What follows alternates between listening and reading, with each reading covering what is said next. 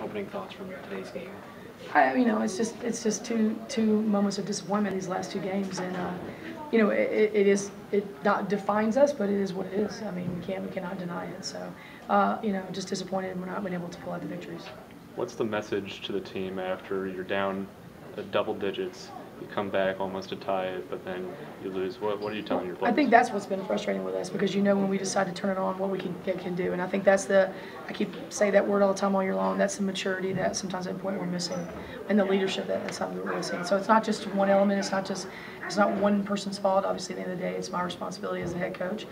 But it's the maturation process, and that's the part I think is frustrating, because you see it right there, it's right there within its grasp. And today was a little bit weirder. At every time out, we got a little frustrated early. We hadn't had this happen in a while. We got really frustrated. We were taking things to heart. The way Wilmington was coming after us, and I hadn't seen that in a long time. So again, that's a little bit of that maturity. We really kind of gotten past that and just kept playing through things. And today we couldn't play through things. Free throws have been something that was difficult to deal with today, about 50%. Right. How do you fix a this? lot of wasted points. Well, I mean, that was our mental fatigue today. And I recognize it in the first half. No excuses. We had a lot of mental fatigue. We're making a lot of silly mistakes. So if you haven't seen us really make a lot, I know that has to do with the quick turnaround here and what we had to go through. So I was very aware of that in the first half, and you're just trying to fight through it, grind through it,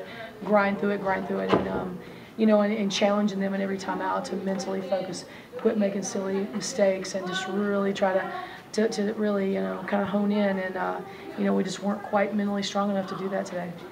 Another good all-around game from Darius. Just talk about how she can contribute in all facets. Well, and like I said, I'm always pushing her to be a leader, and she is the leader on the floor when she takes a game over like that, when she's just literally willing herself not to lose this game.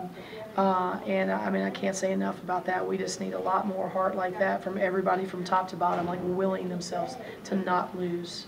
56 points in the paint. Is that something you take out as a positive? That was how we beat them the first time, and it should have come out victorious for us today, and it didn't.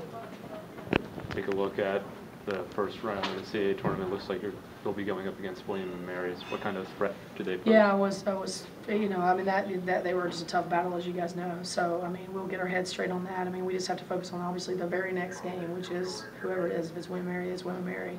And we got to just put our sights on beating them, and that's it. And then go to the next step after that, because again, this doesn't define us. I've been on many programs that I've coached, where you had a little setback and then you turn around and bounce it back. This is really going to be obviously a collective effort for all of us here to bounce back.